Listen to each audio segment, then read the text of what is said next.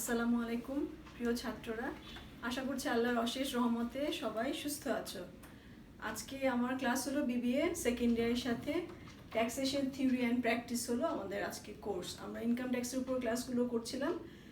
আজকে আমাদের income from salary এটার উপরে বেশ অনেকটা ক্লাস আমি নিয়েছি। আজকে আমি 5 নম্বর ক্লাসটা নিচ্ছি, লেকচার 5। এটাই লাস্ট ক্লাস ইনকাম ফ্রম স্যালারির উপরে। আমরা গত ক্লাসে একটা প্রবলেম করেছি, একটা ম্যাথমেটিক্যাল প্রবলেম দেখেছি। আজকে আমরা আর একটা ম্যাথমেটিক্যাল প্রবলেম দেখব এবং এর মাধ্যমে আমরা আজকে এই ইনকাম ফ্রম স্যালারি ক্লাসটা শেষ করার চেষ্টা করব, ঠিক আছে? এবং অঙ্কগুলো করলে যেটা হয় যে পুরো চ্যাপ্টারটা একটু রিভিশনও কিন্তু হয়ে যাবে। আচ্ছা, তাহলে চলো আমরা শুরু করি ক্লাসটা। এখানে একটা প্রবলেম আছে, আমরা প্রবলেমটাকে আগে খুব ভালো মতো জেনে নিব, পড়ে নিব, খুব ভালো করে পড়ে নিতে হবে আগে প্রবলেমটা। দেখো প্রথমে কি বলেছে যে on April 30, 2019 Mr. Hassan retired as an accountant from a private limited company. Before retirement, during the income year 2018-19, he received the following incomes. তাহলে তিনি মিস্টার হাসান তিনি চাকরি থেকে রিটায়ার করেছেন এবং রিটায়ারমেন্টের যে ইয়ারটা সেই ইয়ারে তার আমরা ইনকামটা দেখছি এবং সেই ইয়ারেরই আমরা অ্যাসেসমেন্ট করব, ইনকাম ইয়ার ধরে নিয়ে। তাহলে on April 2019 his basic salary falls on 20,000। তাহলে এপ্রিল 19-এ তার বেসিক স্যালারি ছিল 20,000 in the scale of 16,000, 2,000 into 3, 22,000। এটার মানে হলো তার এই যে র্যাঙ্কে তিনি আছেন, তিনি 16,000 টাকা বেসিক থেকে তিনি শুরু করবেন। প্রতি বছর তার 2,000 টাকা করে ইনক্রিমেন্ট হবে এবং 3 বছর ইনক্রিমেন্টের পরে তার এটা 22,000 টাকা হবে এই র্যাঙ্কে। এর পরবর্তীতে এটার মানে হলো এর পরবর্তীতে 22,000 টাকা ক্রস করলে সে অন্য কোনো র্যাঙ্কে যাবে। তাহলে এই যে 2,000 ইন্টু 3 মানে হলো 3টা বছর এখানে এই যে স্যালারি যে র্যাঙ্কটা, এই র্যাঙ্ক স্কেলটা আর কি, এই স্কেলে আমরা শুধু 3টা ইনক্রিমেন্ট পাবো। তাহলে অর্থাৎ এখানে আমাদের দেখার বিষয় হলো যে আমরা 2,000 টাকা করে প্রতি বছর স্যালারি অ্যাড করব মিস্টার হাসানের বেসিক স্যালারিতে।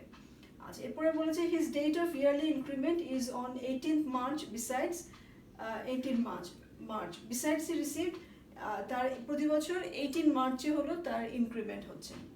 আচ্ছা, এছাড়াও সে কি রিসিভ করছে dearness allowance at the rate of 10% of basic salary, আর আছে টাকা 1 lakh for eye operation related medical expenses reimbursement, 60% of his basic salary as house rent allowance. Conveyance allowance হিসেবে পাচ্ছে হলো টাকা 2,000 per month, 2 festival bonus each equivalent to 1 month basic salary received in the month of October and April respectively। তাহলে দুটো bonus সে পেয়েছে, একটা অক্টোবরে এবং একটা এপ্রিলে। অক্টোবরের বেসিক স্যালারির উপরে আর একটা হলো এপ্রিলের বেসিক স্যালারি হিসেবে। He contributes 10% of his basic salary to an unrecognized provident fund। খেয়াল করবো আমরা, এটা কিন্তু unrecognized provident fund, এটা রিকগনাইজড না, ঠিক আছে? রিকগনাইজড প্রভিডেন্ট ফান্ড না।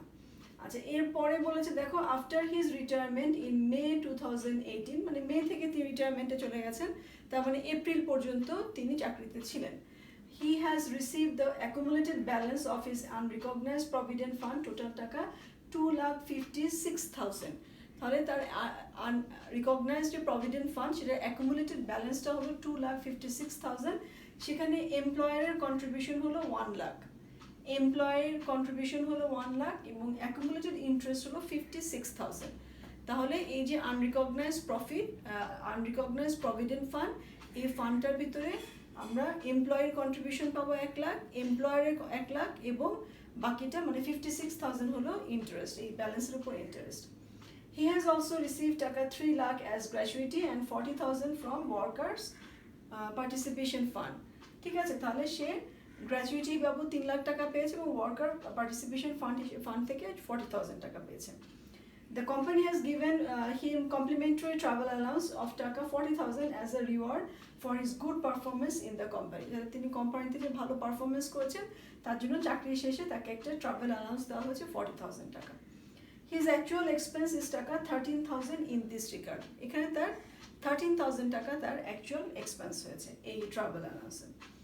His additional income includes income from house property টাকা 3 lakh, income from agriculture টাকা 50,000 and income from other sources টাকা 2 lakh। তাহলে স্যালারির বাইরেও তার আরও কয়েকটি ইনকাম আছে, হাউস প্রপার্টি থেকে, এগ্রিকালচার থেকে এবং আদার সোর্সেস থেকে তার ইনকাম আছে। আচ্ছা, এছাড়া আর কি আছে, এরপরে বলছে his investment during the year, সে কত ইনভেস্ট করেছে। পারচেজ অফ ল্যাপটপ টাকা 60,000, purchase of Bangladesh saving certificate 50,000, donation to Islamia eye hospital 5,000, purchase of gift cheque 3,000, purchase of microwave oven টাকা 10,000, donation as zakat to poor relatives 10,000, donation to জাতীয় মুক্তি যুদ্ধ জাদুঘর 5,000, donation to Aga Khan Development Network 10,000 and contribution to DPS 6,000 per month। তাহলে এগুলো হলো তার investment. TDS tax deducted at source deducted from his salary amounted to টাকা 10,000, তার স্যালারি থেকে কেটে রাখা হয়েছে ট্যাক্স বাবদ 10,000 টাকা। and he has also paid advance tax of টাকা 15,000, advance tax 15,000 দিয়েছে for renewing the registration of his own personal car, তার পার্সোনাল কারের রেজিস্ট্রেশনের জন্য 15,000 টাকা দিয়েছে। এটা কিন্তু বর্তমান যে অ্যাসেসমেন্ট ইয়ার 2020-21 এটাকে 25,000 টাকা হয়ে গেছে। আচ্ছা, compute taxable income and tax liability of mister Hasan for the assessment year 2019-20 assuming that he is disable or handicapped. Okay, ঠিক আছে, তাহলে তিনি একজন ডিসেবল প্রতিবন্ধী এসএসসি, তার জন্য আমরা কি করব, ট্যাক্সেবল ইনকাম বের করব এবং ট্যাক্স লায়াবিলিটি বের করব। এই হলো আমাদের প্রবলেমটা। তাহলে আসো আমরা অঙ্কটা শুরু করি, আমরা সলিউশনে যাই। আমরা কি করব, আমাদের প্রথম কাজটা হলো, প্রথম ওয়ার্কিংসটাই হলো বেসিক স্যালারি, তাই না? বেসিক স্যালারি দিয়ে আমাদের কিছু কাজ আছে। তা কেন? কারণ তার ওখানে একটা ইনক্রিমেন্ট আছে। আমরা যখন বেসিক স্যালারি নিয়ে পড়েছিলাম আমরা তখন বলেছিলাম যে বেসিক স্যালারির পুরো অংশটুকুই ট্যাক্সেবল, কোনো ছাড় নাই সেখানে। এবং বেসিক স্যালারির মধ্যে যে ইনক্রিমেন্টের পার্টটা থাকে, ইনক্রিমেন্ট থাকে, সেটাকেও খুব কেয়ারফুলি হ্যান্ডেল করতে হবে, ক্যালকুলেশন করতে হবে যেন ইনক্রিমেন্টটা বাদ না পড়ে। ঠিক আছে, তাহলে দেখো এখানে আমার কি বলা আছে। বলা আছে on April 30, 2019 Mr. Hassan retired as an accountant from a private limited company. Before retirement during the income year 2018-19 he received the following incomes। তাহলে ইনকামের মধ্যে April 19-এ, on April 2019 his basic salary falls on 20,000। তাহলে April আমরা income বের করছি হলো 2018-19, ঠিক আছে, 2018-19, তাহলে 19-এর এপ্রিলেই হলো তার 20,000 টাকা। তাহলে তার আগে এপ্রিলের, তার মার্চে প্রতি বছর, এই যে মার্চে 18 মান্থ হলো তার ইনক্রিমেন্ট হচ্ছে। তাহলে 18 মান্থে ইনক্রিমেন্ট হওয়ার পরে তার 20,000 টাকা বেসিক স্যালারি হয়েছে। তাহলে 18 মান্থের আগে তার আরও 2,000 টাকা কম ছিল, কারণ আমরা দেখেছি বেসিক স্যালারির যে স্কেলটা ছিল সেখানে ইনক্রিমেন্টের পরিমাণটা ছিল 2,000 টাকা। তাহলে আমরা ধরে নিতেই পারি যে 18 মার্চের আগে তার স্যালারিটা ছিল কত, 18,000 টাকা। তাহলে আমরা জুলাই 18 থেকে ফেব্রুয়ারি 19 পর্যন্ত কত মাস হলো? July, August, September, October, November, January, October, December, January, February, মানে 8 মান্থস। 8 মান্থসের জন্য তার স্যালারি হবে কত, 18,000। তাহলে দেখো ফ্রম জুলাই 19 টু ফেব্রুয়ারি 20 এই 18 মান্থসের জন্য সে 18,000 টাকা করে বেসিক স্যালারি পাবে। তাহলে তার হলো কত, 1,44,000 টাকা, 44,000 টাকা, তাহলে 1,44,000 টাকা। আচ্ছা, এটা হলো আমাদের 8 মাসের জন্য। তাহলে মার্চে একটা ভ্যারিয়েশন আছে না, মার্চে 18 তারিখ থেকে তার ইনক্রিমেন্ট হয়েছে, তাহলে 17 তারিখ পর্যন্ত তার 18,000 টাকা বেতন, আর 18 তারিখ থেকে রেস্ট অফ দ্য মান্থ তার বেতন হবে হলো কত টাকা, 20,000 টাকা। তাহলে এই ফ্র্যাকশনটা আমাদের দেখতে হবে। তাহলে ফর মার্চ 20 দেখো 18,000 17 ডেজের জন্য আমাদের মার্চ 31 ডেজ, সেই জন্য আমরা 31 দিয়ে ভাগ করেছি আর 17 দিয়ে মাল্টিপ্লিকেশন করেছি। আর 20,000 বাকি যে 31 থেকে 17 বাদ দিলে 14 থাকে, তাহলে বাকি 14 ডেজের জন্য হলো কত, 20,000 টাকা। তাহলে আমাদের এসেছে কত দেখো, 18,903। তাহলে আমার মার্চ জুলাই থেকে ফেব্রুয়ারি 8 মান্থসের জন্য হলো 1,44,000, আর মার্চ 20-র জন্য আমরা পেলাম 18,903 টাকা। তাহলে বাকি রইল এপ্রিল মাস। তাহলে এপ্রিল মাসে সে একেবারেই 20,000 টাকা, পুরো এখানে আর কোনো ফ্র্যাকশন নাই আমাদের। তাহলে তার বেসিক স্যালারি হলো 1,82,903 টাকা। ঠিক আছে, তাহলে এই হলো আমাদের ক্যালকুলেশন অফ বেসিক স্যালারি। তাহলে এই ইনক্রিমেন্টের বিষয়টাকে খুব ভালো মতো খেয়াল করতে হবে, কারণ এই যে আমরা দেখেছি, আমরা যখন এগুলো শিখেছি তখন আমরা দেখেছি এপ্রিল 19-এ এখানে বলেছে 2000 টাকা, এটা এপ্রিল 18-ও হতে পারতো বা জুলাই 18-ও হতে পারতো। তাহলে জুলাই 18 হলে তখন তো আবার 2000 টাকা আমরা অ্যাড করতাম, এখানে 20,000 টাকা থেকে -2000 করে আমরা 18,000 ধরেছি। তাহলে এই জিনিসটা কিন্তু খুব কেয়ারফুলি দেখতে হবে যে কোন মাসের স্যালারিটা দেওয়া আছে, ইনক্রিমেন্ট কত আছে, এবং তার যে ইনকাম ইয়ারের মধ্যে ঠিক কখন, মানে কোন মাসের জন্য কোন স্যালারিটা অ্যাপ্লিকেবল হবে, এটা খেয়াল করে দেখতে হবে। তাহলে এই হলো আমাদের বেসিক স্যালারি। তাহলে বেসিক স্যালারি তো আমরা জানি পুরো অ্যামাউন্টটাই কি হচ্ছে, এটা পুরোটাই ট্যাক্সেবল। তাহলে আমাদের 1,82,903 এটা পুরো অ্যামাউন্টটাই ট্যাক্সেবল। আচ্ছা, এরপর আসো আমরা ইনকাম ফ্রম স্যালারিটা কাউন্ট করে নিই, কারণ আমাদের এখানে আদার ইনকামও তো আছে, তাহলে আমরা সরাসরি তার ইনকাম স্টেটমেন্টে যেতে পারছি না, আমাদের এখানে আগে ইনকাম ফ্রম স্যালারিটা আমরা ক্যালকুলেশনটা করে নিই। আচ্ছা, আমাদের এখানে দেখো কি কি আছে। আমরা বেসিক স্যালারি তো পেয়েছি, প্রথমেই তো বেসিক স্যালারি ওয়ার্কিংস 1 থেকে আমরা পেয়ে গেলাম 1,82,903, এটা তো চলেই আসলো। এছাড়া কি আছে, ডিয়ারনেস অ্যালাউন্স আছে 10% অফ দ্য বেসিক স্যালারি। তাহলে ডিয়ারনেস অ্যালাউন্স আমাদের 10%, বেসিক স্যালারি 10% মানে কত, 18,290 টাকা। ডিয়ারনেস অ্যালাউন্সের কথা বলা হয়েছে কি, ডিয়ারনেস অ্যালাউন্সটা কেন দেওয়া হচ্ছে, হায়ার কস্ট অফ লিভিং, সাধারণত যদি হয় যে জীবনযাত্রার মান বেড়ে গেছে অনেক, তখনই এর সাথে সামঞ্জস্যতা বজায় রাখার জন্যই একটা মহার্ঘ ভাতা প্রদান করা হয়। তাহলে এখানে এটা সাধারণত পার্সেন্টেজ অফ বেসিক স্যালারি হিসেবে থাকে, এবং মেইন কথা হলো the total amount of dearness allowance is taxable. তাহলে পুরো অ্যামাউন্টটাই ট্যাক্সেবল হবে, পুরোটাই আমরা ইনকাম ফ্রম স্যালারি থেকে অ্যাড করে নিচ্ছি আমাদের ডিয়ারনেস অ্যালাউন্সের জন্য। আচ্ছা, এরপরে আসো মেডিকেল এক্সপেন্স 1 লাখ টাকা, ঠিক আছে। এখানে বলা আছে কি যে টাকা 1 lakh for eye operation related medical expense reimbursement. তাহলে এই মিস্টার হাসান তিনি আই অপারেশন করেছেন, চোখের অপারেশনের জন্য 1 লাখ টাকা তার লেগেছে, পুরো টাকাটা আমাদের কোম্পানি থেকে প্রোভাইড করা হয়েছে। তাহলে দেখো আমাদের মেডিকেল এক্সপেন্সের কথা কি বলা আছে, medical expenses reimbursed by an employer to an employee other than employee who is a shareholder director। তাহলে shareholder director বাদে, যিনি shareholder director employee তিনি বাদে, for a surgery relating to heart, kidney, eye, liver and cancer of the employee shall not be included in the total income of such employee। তাহলে এই যে সার্জারিগুলোর কথা বলা হয়েছে, heart, kidney, I, liver and cancer, এটার জন্য যে সার্জারির যে কস্টটা, এই কস্টটা যদি এমপ্লয়িকে প্রদান করে, সেটা পুরোটাই হবে কি এক্সাম্পটেড, ট্যাক্স এক্সাম্পটেড। তবে other than share holder director বাদে, যিনি কোম্পানির শেয়ার হোল্ডার ডিরেক্টর, তার কোনো অপারেশনে কিন্তু তিনি পাচ্ছেন না ছাড়টা। তাহলে এটা হলো পুরো যে এক্সপেন্সটা হয়েছে পুরোটাই কিন্তু ট্যাক্স এক্সাম্পটেড। তাহলে লেস এক্সাম্পটেড ফুল 1 লাখ টাকা। এখানে তাহলে স্যালারির সাথে কোনো কিছুই অ্যাড হবে না, নীল, ঠিক আছে, আমরা ইনকাম ফ্রম স্যালারি কিছুই অ্যাড হবে না। আচ্ছা, এরপরে দেখো কি আছে, 60% of his basic salary as house rent allowance. তাহলে হাউস রেন্ট অ্যালাউন্স বা বাসা ভাড়া বাবদ তিনি 60% অফ বেসিক স্যালারি পেয়েছেন। তাহলে দেখো হাউস রেন্ট কত আমাদের, 1,82,903, 60% এসছে 1,09,742, এটা হলো তার হাউস রেন্ট। তাহলে হাউস রেন্টের ব্যাপারে কি বলা আছে এটা আমরা একটু দেখে নিই। বলেছে যে এক্সিডিং, আমরা পুরোটা না পড়লাম, যে the amount exceeding 50% of the basic salary or টাকা 25,000 পার মান্থ অ্যানুয়ালি হলো 3 lakh, which ever is lower shall be added with the salary.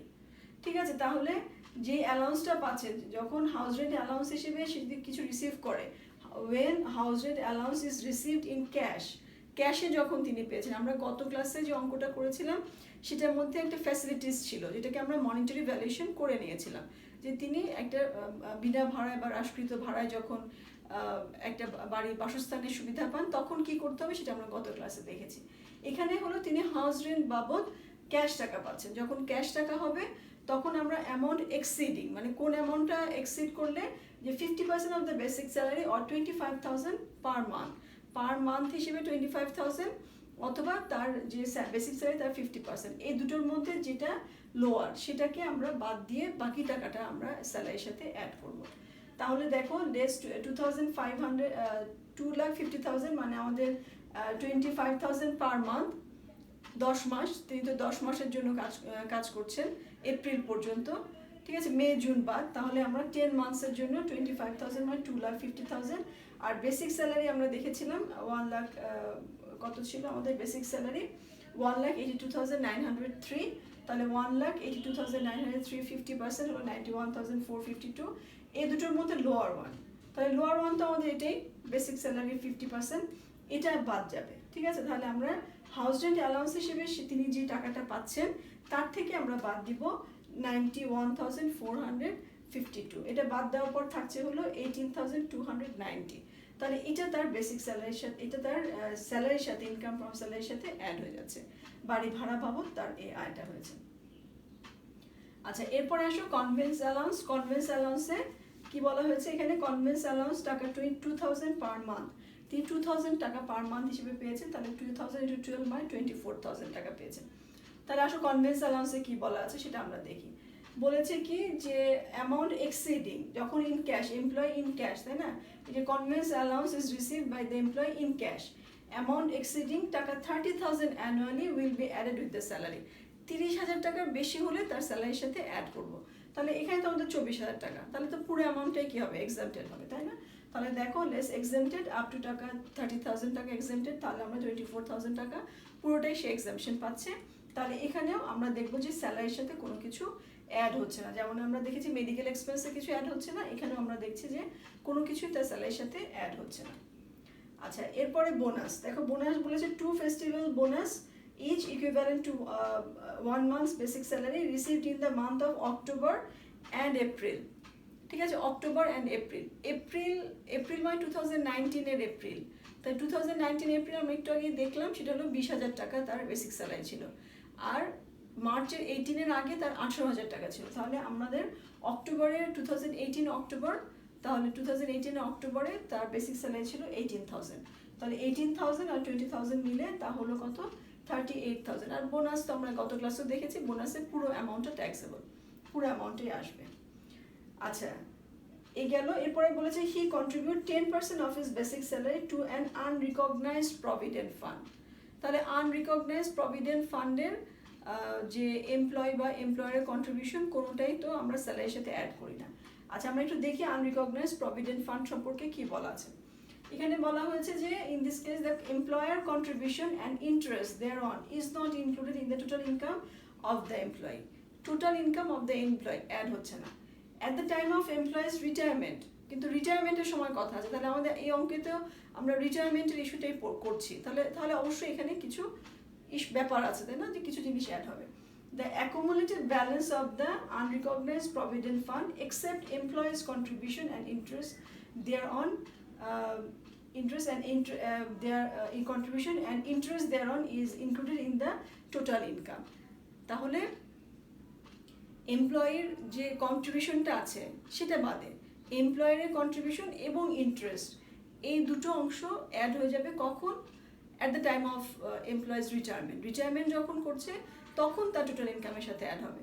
কিন্তু রেগুলার বেসিসে তিনি যখন চাকরিতে কর্মরত আছেন তখন তার যে মান্থলি আমরা যে ইনকামটা বের করছি, আমরা যে ইয়ারলি ইনকামটা ডিটারমাইন করছি, সেই সময় কিন্তু আমাদের কি করতে হবে? তখন আমরা এই এমপ্লয়ারের যে আমরা রিকগনাইজড প্রভিডেন্ট ফান্ডের ক্ষেত্রে কি দেখেছি যে এমপ্লয়ারের কন্ট্রিবিউশনটা আমরা স্যালারির সাথে অ্যাড করছি, কিন্তু এখানে এমপ্লয়ারের কন্ট্রিবিউশনটা স্যালারির সাথে তখন অ্যাড হবে না।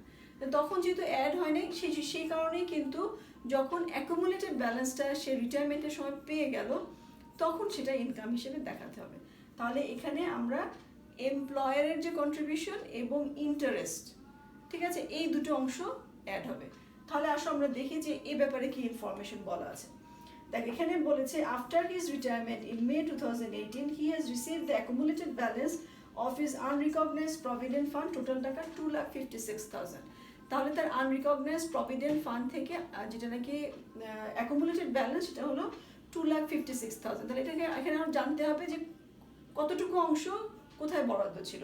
দেখো বলেছে employer contribution 1 lakh, employees contribution 1 lakh, আর ইন্টারেস্ট হলো 56,000। তাহলে এখানে এমপ্লয়ার কন্ট্রিবিউশন তো কখনোই আসবে না, এমপ্লয়ারের কন্ট্রিবিউশন 1 লাখ আর ইন্টারেস্ট 56,000, এই দুটো কিন্তু আমাদের স্যালারির সাথে অ্যাড হয়ে যাবে। ঠিক আছে, তাহলে দেখো আমাদের accumulated balance on unrecognised provident fund কত আসছে, 1,00,000 আর 56,000 মিলে আমাদের 1,56,000। ঠিক আছে, এটা আমাদের স্যালারির সাথে অ্যাড হয়ে গেল।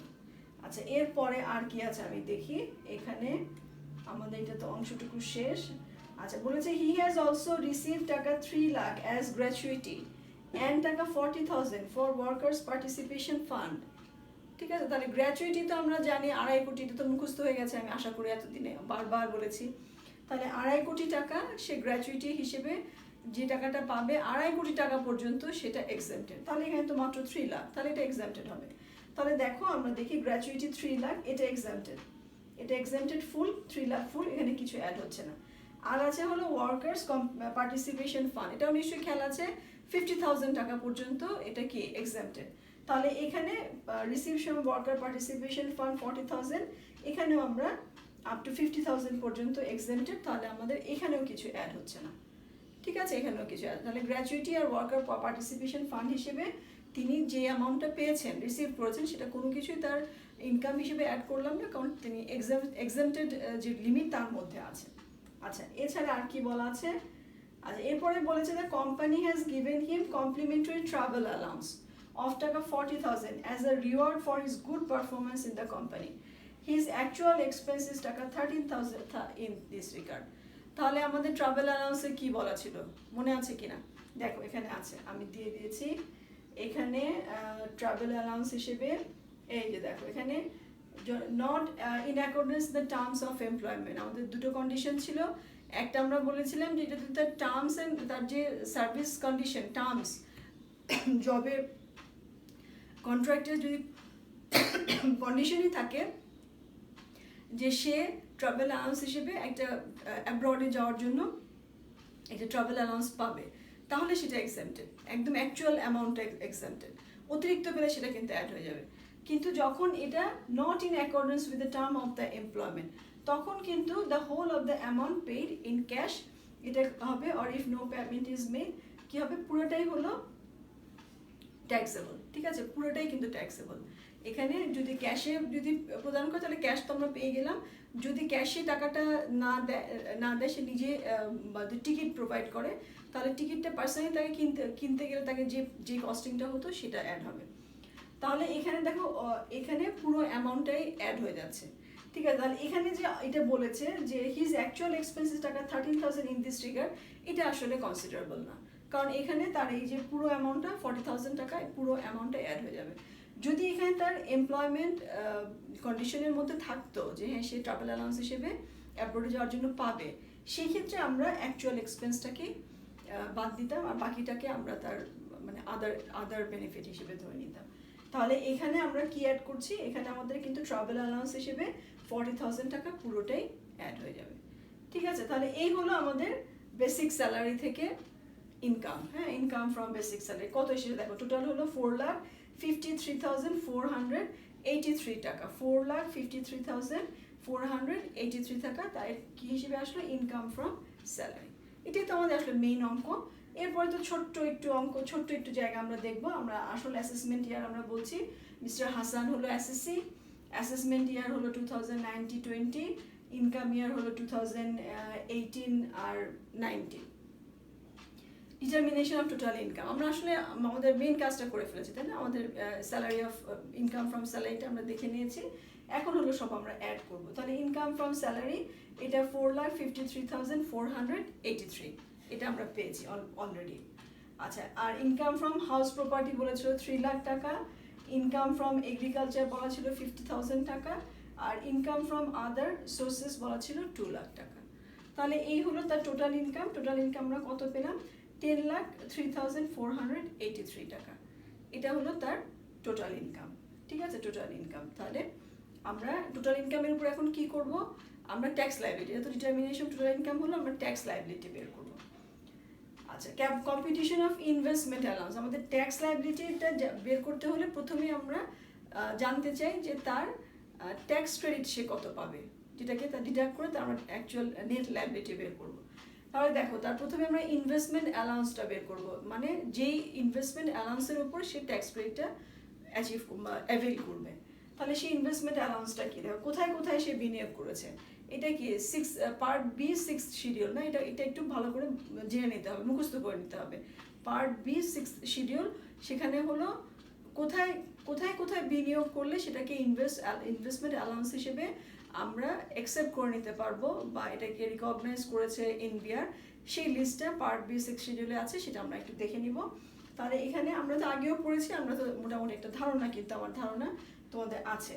আচ্ছা, এখানে দেখো তার এই মিস্টার হাসানের কোথায় কোথায় ইনভেস্টমেন্ট বলছে। পারচেজ অফ ল্যাপটপ টাকা 60,000। এই পারচেজ অফ ল্যাপটপ এটা 2018-19 আগে, মানে এই যে আমরা করছি অ্যাসেসমেন্ট ইয়ার 2019-20, তা 2019-20 আগের বছর পর্যন্ত ছিল এটা। ল্যাপটপ ক্রয় করলে এটাকে ইনভেস্টমেন্ট অ্যালাউন্স হিসেবে ধরা হবে, কিন্তু এখন এটা আর নাই। ঠিক আছে, 2019-20 থেকে এটা আর ইনভেস্টমেন্ট অ্যালাউন্সের মধ্যে নাই, তাহলে এটা আমরা নিচ্ছি না। Purchase of Bangladesh savings certificate টাকা 50,000, এটা আসবে। ঠিক আছে, এটা আসবে। তাহলে আমরা purchase of Bangladesh savings certificate 50,000 নিয়ে আসলাম। Donation to Islamia eye hospital, এটা আসবে। Donation to Islamia eye hospital 5,000 টাকা। পারচেজ অফ গিফট চেক, এটা অবশ্যই আসবে না, গিফট চেক কোনো ইনভেস্টমেন্ট হিসেবে কোনো লিস্টের ভিতরে নাই। পারচেজ অফ মাইক্রোওয়েভ ওভেন, এটা তো অবশ্যই নাই, এটাও নাই। আচ্ছা, ডোনেশন অ্যাজ জাকাত টু পুয়ার রিলেটিভস, এটাও নেই। ঠিক আছে, এটা তুমি যদি প্রধানমন্ত্রী বা রাষ্ট্রপতি তহবিলে প্রদান করা হয়, সেটাকে আমরা জাকাত তহবিলে বা ত্রাণ তহবিলে যদি প্রদান করা হয়, সেটা ইনভেস্টমেন্ট অ্যালাউন্স হিসেবে ধরা হয়। কিন্তু পার্সোনাল যে জাকাত প্রোভাইড করা হচ্ছে, সেটা কিন্তু রিলেটিভসদের দিয়েছে, সেটা এখানে ইনভেস্টমেন্ট অ্যালাউন্সের মধ্যে আসবে না। আচ্ছা, ডোনেশন টু জাতীয় মুক্তিযুদ্ধ জাদুঘর 5,000, এটা আসছে। Donation two Aga Khan development network 10,000, এটাও আসবে। And contribution to DPS 6,000 per month, এটাও আসছে। তাহলে আমরা সে যেখানে যেখানে ইনভেস্টমেন্ট করেছে, সেখান থেকে কোনটা ইনভেস্টমেন্ট অ্যালাউন্স হিসেবে আমরা এটাকে ধরে নিতে পারি, সেটা আমরা এখানে দেখে নিলাম। অ্যামাউন্টটা টোটাল কত হলো? 1,30,000। 1,30,000 এসেছে হলো তার টোটাল ইনভেস্টমেন্ট অ্যালাউন্স। তাহলে আমরা এখন ইনভেস্টমেন্ট ট্যাক্স ক্রেডিট, এটার উপরে সে ট্যাক্স ক্রেডিট যেটা পাবে, সেটা আমরা ক্যালকুলেশন করবো। আচ্ছা, এখন maximum limit of the investment allowance কত, ম্যাক্সিমাম লিমিটটা কত? সে যে আমাদের তিনটা অপশন ছিল, একটা হলো 25% অফ টোটাল ইনকাম, আর একটা হলো অ্যাকচুয়াল ইনভেস্টমেন্ট, আর হলো 1.5 কোটি টাকা। তিনটার মধ্যে যেটা লোয়ার। তাহলে এখানে টোটাল ইনকামের উপরে 25% হলো 2,50,871, আর তার অ্যাকচুয়াল ইনভেস্টমেন্ট হলো 1,30,000 আর 1.5 কোটি টাকা। এই তিনটার মধ্যে অবশ্যই অ্যাকচুয়াল ইনভেস্টমেন্ট কম, তাহলে তার যেটা অ্যাকচুয়াল ইনভেস্টমেন্ট যেটা কম হলো, তার ম্যাক্সিমাম লিমিটটাই হলো 1,30,000 টাকা, অর্থাৎ এটার উপরে ট্যাক্স ক্রেডিট আমরা কাউন্ট করব। তাহলে কথা ছিল কি, যে ট্যাক্স ক্রেডিটের যে কোন পার্সেন্টেজটা সে অ্যাভেল করবে, সেটা ডিপেন্ড করবে তার টোটাল ইনকামের উপর। কি এই যে মনে আছে না, এই যে আমাদের সেই তিনটা প্যারামিটার বলা হয়েছিল কি, টোটাল ইনকাম যদি 10 লাখ টাকা এক্সিড না করে, তাহলে 15%, আর 10 লাখ টাকা এক্সিড করলো কিন্তু 30 লাখ টাকার কম, তাহলে এই যে সেকেন্ড লেভেলটা, তাহলে তার কি 10 লাখ টাকা এক্সিড করেছে তার টোটাল ইনকামটা, কিন্তু 30 লাখ টাকা এক্সিড করেনি, তাহলে সে এই প্যারামিটারে পড়বে। তাহলে এখানে দেখো 15% অন ফার্স্ট 2,50,000 আর 12% rest of the eligible amount. তাহলে এখানে 2 লাখ, তার আমরা 15%, তার সাথে পেয়েছি তো 1,30,000, তাহলে 2,50,000 উপরে আমরা কত দিব? 15%। তাহলে তার ট্যাক্স ক্রেডিট হলো কত? 1,30,000 উপর 15% হারে 19,500, এটা হলো তার ট্যাক্স ক্রেডিট। তাহলে এখন আমরা আসো আমাদের ট্যাক্স লায়াবিলিটি ক্যালকুলেশন করি। আমাদের এখানে এই যে আমাদের সেই যে প্যারামিটারটা দেওয়া আছে, এটা অবশ্যই আবারও আমি একটু বলে দিই যে এটা অ্যাসেসমেন্ট ইয়ার 2019-20 অনুযায়ী, 2021 অনুযায়ী কিন্তু নয়, 2021-এ এটা পুরোটা চেঞ্জ হয়েছে। তাহলে এখানে আমাদের অঙ্কের ভিতরেও চেয়েছে হলো 2019-20। আচ্ছা, তাহলে এখানে এই যে ফার্স্ট, যেটা আমরা গত ক্লাসে দেখেছিলাম যে মহিলা এসএসসি ছিলেন একজন মহিলা, তাহলে সেখানে ফার্স্ট যে নন ট্যাক্সেবল যে লিমিটটা, সেটা 3 লাখ ছিল। কিন্তু আজকে যিনি মিস্টার হাসান, তিনি হলেন একজন প্রতিবন্ধী এসএসসি, ঠিক আছে, ডিসেবল। তাহলে তার জন্য কত? 4 লাখ, তাই না? তার জন্য নন ট্যাক্সেবল লিমিটটা হলো কত? 4 লাখ। তাহলে 4 লাখ টাকা হলো প্রথম 4 লাখ টাকার উপরে তিনি কোনো ট্যাক্স দেবেন না, তাকে কোনো ট্যাক্স দিতে হবে না। আচ্ছা, আর নেক্সট যে 4 লাখ তার উপরে 10%, নেক্সট 4 লাখের উপর 10%, তাহলে 40,000 টাকা। আর নেক্সট যেটা বাকি থাকছে সেটা হলো 4 4 8 লাখ ও 10 লাখ ছিল, 10,03,483 টাকা ছিল টোটাল ইনকাম। তাহলে সেখান থেকে 8 লাখ চলে গেছে, বাকি হলো 2,03,483 টাকা। এর উপর 15% হয় 30,523। তাহলে এই যে টোটাল ইনকামের উপরে আমরা টোটাল ট্যাক্স লাইবিলিটি পেলাম। আমাদের এই যে ফার্স্ট যে 4 লাখ, তাহলে এটা একজন প্রতিবন্ধী ব্যক্তি এসএসসির জন্য এটা ট্যাক্সেবল 4 লাখ। আর প্রতিবন্ধী সন্তান যদি থাকে কোনো নর্মাল কোনো এসএসসি, মানে যিনি এসএসসি যিনি প্রতিবন্ধী নন এমন কোনো এসএসসি, তার যদি একজন প্রতিবন্ধী শিশু থাকেন, চাইল্ড থাকেন, সেক্ষেত্রে কি আবার তিনি একটা এক্সাম্পশন পান, তাই না? আচ্ছা আচ্ছা, এরপরে আমরা কি করব দেখো, এখানে এই টোটাল যে ট্যাক্স লাইবিলিটি আমরা পেয়েছি সেখান থেকে আমরা ট্যাক্স ক্রেডিটটা বাদ দিয়ে দিব। তাহলে ট্যাক্স ক্রেডিটটা বাদ দিয়ে 19,500 টাকা ট্যাক্স ক্রেডিট বাদ দিয়ে দিচ্ছি। কত হলো? 51,023। এটা হলো ট্যাক্স লাইবিলিটি হলো। তাহলে এটাই হলো তার tax liability, net tax liability, এটাই হলো tax liability, total tax liability. এবং সেখান থেকে আমরা ডিডাক্টেড অ্যাট সোর্স ছিল না, কিছু ডিডাক্টেড অ্যাট সোর্স ছিল, অ্যাডভান্স ট্যাক্স পেমেন্ট ছিল। ডিডাক্টেড অ্যাট সোর্স ছিল 10,000 এবং অ্যাডভান্স ট্যাক্স ছিল 25,000, না এটা 15,000, হ্যাঁ এটা একটু ভুল হয়েছে, এটা 10,000 আর 15,000, 25,000। আমাদের 2020-21-এ যেই কার রেজিস্ট্রেশন করার জন্য যে অ্যাডভান্স ট্যাক্স দিতে হয় সেটা 25,000 হয়েছে, কিন্তু এখানে অঙ্কে আমাদের 15,000 আছে। হ্যাঁ, এটা একটু খেয়াল করো, এটা আমি তোমাদের হ্যান্ড আউট যখন প্রোভাইড করবো তখন আমি এটা কারেক্ট করে দেবো। তাই 10,000 আর 15,000 নিয়ে টোটাল হলো 25,000 ট্যাক্স ডিডাক্টেড অ্যাট সোর্স আর অ্যাডভান্স ট্যাক্স মিলে। তাহলে এটা বাদ যাবে, এটা বাদ দিয়ে আসে 16,223, এটা হলো তার ট্যাক্স পেয়েবল আছে। তাহলে তার নেট ট্যাক্স লায়াবিলিটি হয়েছে 51,023। সেখান থেকে আমরা ট্যাক্স ডিডাক্টেড অ্যাট সোর্স এবং অ্যাডভান্স ট্যাক্স এগুলো বাদ দেওয়ার পরে আমাদের থাকছে কত? 16,023। এই এসএসসি যখন তার রিটার্ন ফাইলটা দাখিল করবেন ট্যাক্স ডেতে, আমাদের এই যে সামনে আসছে না 30শে নভেম্বর, প্রতি বছর 30শে নভেম্বর ট্যাক্স ডে, তাহলে সেই সময় বা তার আগে যদি তিনি যখন ফাইনালি ক্যালকুলেশন করে তিনি যখন জমা দিবেন, ফাইলটা দাখিল করবেন, তখন তিনি এটা অবশ্যই পরিশোধ করবেন 16,023। কিছু নোটের কথা বলেছিলাম না, যে নোটটা কথা কি বলেছিলাম, যে নোট হলো অর্নামেন্টাল, নোটটা কিন্তু দিবে, অবশ্যই দিবে। হ্যাঁ, নোটগুলো দিবে। হয়তো মনে হতে পারে এগুলো তো জানাই আছে, এগুলো তো লয়ের মধ্যেই আছে, তারপরেও কিছু কিছু নোট প্রোভাইড করার চেষ্টা করবে। যেমন এখানে বলেছে accumulated balance of the unrecognized provident fund is taxable to the extent of employer's contribution and interest amount. ঠিক আছে, এটা একটা note. Medical expense was received for eye surgery so fully excepted, এটা একটা note. Travel allowance is fully taxable as it is not given as a part of contract. আর বলা আছে as he is disable first 4 lakh will be non assessable. ঠিক আছে, তাহলে এই হলো আমাদের আজকের অঙ্কটা। আমি তো আশা করছি যে তোমরা অঙ্কটা বুঝতে পেরেছো এবং পুরো ইনকাম ফ্রম স্যালারিটাই কিন্তু আমরা ডিটেলসে পড়েছি। ঠিক আছে, আমার ধারণা তোমরা যদি এই 5টা ক্লাস দেখো তাহলে ইনকাম ফ্রম স্যালারির উপর তোমাদের আর কোনো সমস্যা থাকার কথা না। তারপরে যদি কোনো সমস্যা হয় অবশ্যই প্রশ্ন করবে, ফেসবুকে কমেন্ট বক্সে প্রশ্ন করতে পারো, অথবা আমি যে অ্যাড্রেসটা দেখিয়েছি সেই অ্যাড্রেসটাতে লগ ইন করে হ্যান্ড আউটটিও পাবে। এবং তোমার যদি কোনো ধরনের কোশ্চেন থাকে, কোনো ধরনের প্রশ্ন থাকে, সেগুলো প্রশ্নগুলো আমাকে জানাতে পারো, আমি যথাসাধ্য চেষ্টা করবো আনসার করার জন্য। ঠিক আছে, তাহলে সেই পর্যন্ত আল্লাহ হাফেজ বলছি। নেক্সট ক্লাসে আমরা নতুন কোনো চ্যাপ্টার নিয়ে আসবো, ইনকাম ফ্রম সিকিউরিটিস, এটা আমরা নেক্সট ক্লাস থেকে শুরু করব। সেই পর্যন্ত আল্লাহ হাফেজ, সবাই ভালো থেকো, আমার জন্য দোয়া করো। হ্যাঁ, আসসালামু আলাইকুম।